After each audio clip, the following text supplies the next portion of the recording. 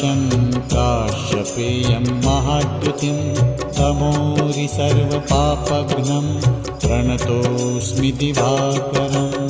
ॐ ह्रां ह्रीं ह्रौं स्वः सूर्याय नमः। ॐ ह्रां ह्रीं ह्रौं स्वः सूर्याय नमः।